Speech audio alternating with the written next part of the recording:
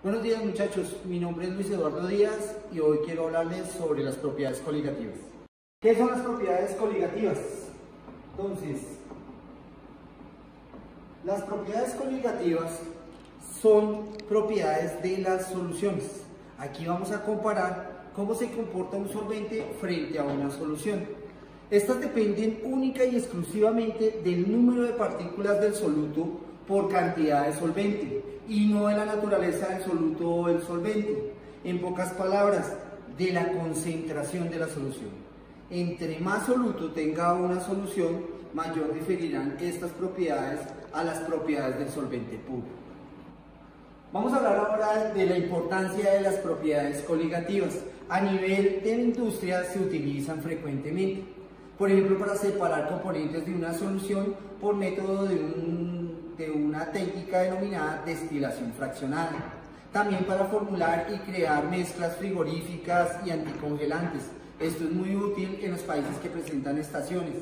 Determinar masas molares de solutos desconocidos, formular sueros o soluciones fisiológicas que entren en contacto con nuestro torrente sanguíneo y también para formular soluciones nutritivas o anticongelantes para cultivos vegetales. ¿De dónde surgen las propiedades coligativas? Surgen de algo que se conoce como la reducción del potencial químico de un solvente por la presencia de un soluto. ¿Qué quiere decir esto? Cuando nosotros colocamos un soluto a un solvente, su comportamiento químico y físico cambia. Aquí podemos ver en esta gráfica las partículas azules representan, por ejemplo, un solvente. En este caso puede ser agua. Las partículas o las esferas rojas son las partículas del soluto. ¿Qué nos damos cuenta? Que como es normal, un solvente como el agua puede tener una tasa de evaporación determinada. O sea, ciertas moléculas se van a evaporar. Ciertas moléculas al evaporarse también se van a condensar. Pero ese equilibrio entre la evaporación y la condensación de moléculas se conoce como la presión de vapor. O sea, la presión que ejerce un vapor sobre un líquido. Cuando nosotros colocamos un soluto, ese soluto, si es soluble en el solvente y no es volátil, va a provocar que la tasa de evaporación de esas moléculas del solvente disminuya. En pocas palabras, que las moléculas del solvente no alcancen o no tengan la energía suficiente para hacer el cambio de fase a la fase de vapor. Por lo tanto, la presión de vapor del solvente va a disminuir. Entre mayor cantidad haya de partículas de soluto disueltas en ese solvente, va a ser menor la cantidad de partículas del solvente que se pueden evaporar.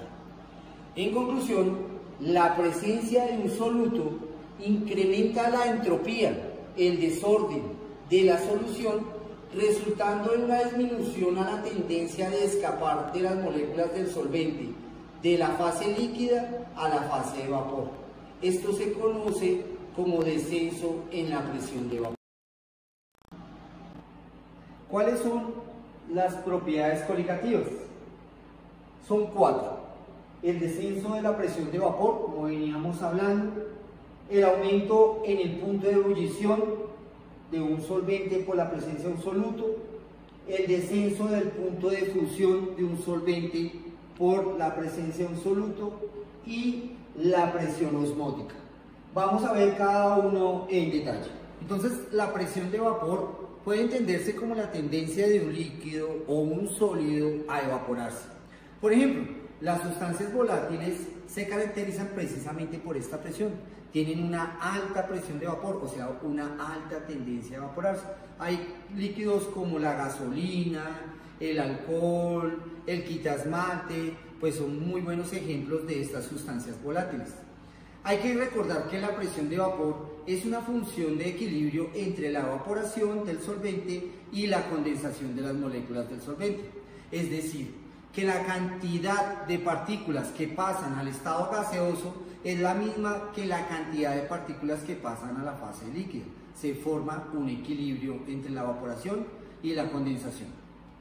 El descenso de la presión de vapor, como lo vimos en la anterior diapositiva, de un solvente por la división de un soluto no volátil, es decir, un soluto con muy baja presión de vapor tendiendo a cero, se explica mediante una ecuación que enunció el señor Raoult.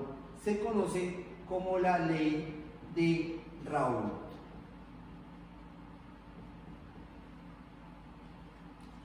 Que explica que cuando a un solvente se le agrega un soluto, la presión de vapor del solvente va disminuyendo respecto a la presión del vapor del solvente puro, de acuerdo con la cantidad de soluto que se le vaya adicionando. En otras palabras, la presión de vapor del solvente en la solución es proporcional al número relativo de moléculas del solvente en la solución. Por lo tanto, la presión de vapor del solvente es proporcional a su fracción molar. Matemáticamente, la ley de Raoult dice que la presión de vapor de la solución va a ser igual a la fracción molar del solvente por la presión de vapor del solvente puro.